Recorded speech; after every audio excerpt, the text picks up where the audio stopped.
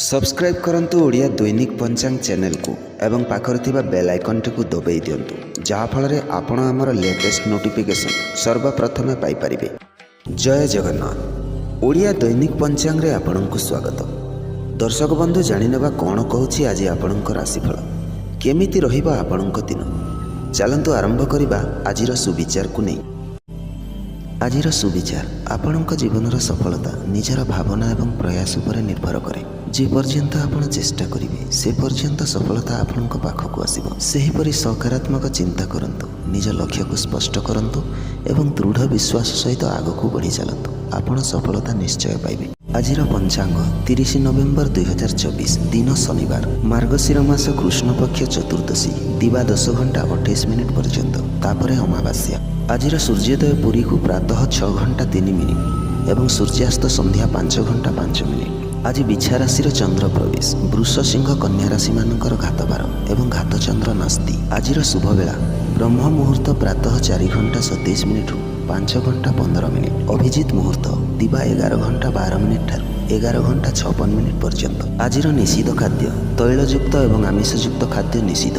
ताहले जानिनेबा वृष राशि व्यक्ति मानक पई आज दिनटी किपरि रहिबो।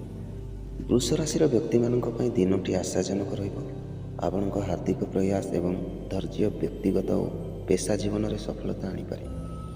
मनोबल उच्च रहिबारु आपण नूआ कार्य आरंभ करने भली फल मिल।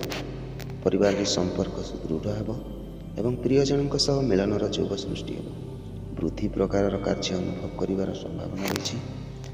आपणकर कार्य जीवन उन्नति हेब। अधिकारी व सहकर्मी मध्य आपणक कार्य दक्षता प्रशंसित हो पारे। जे माने व्यवसाय रे रहिछन्ति सेमानंक पई नुआ वाणिज्य अवसर आसीपारे।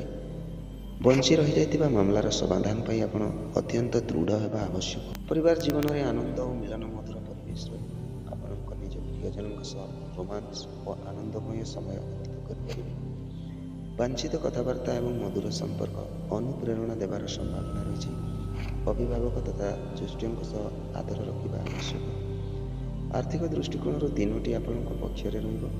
पूर्वर होइतिबा अर्थ व्यय किंबा लोन मुक्ति पाइपारे।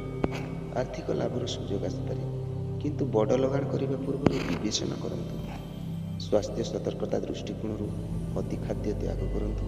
प्राकृतिक आहार और शारीरिक क्रियाकलाप तेज करंतु। मनोबल भल रखिबा ध्यान एवं योग करंतु। आज आपणक पई शुभ संख्या 6 एवं शुभ रंग है धला। आपण गणेशଙ୍କ पूजा करंतु। आपणकर दिन अति शुभ रहिबो।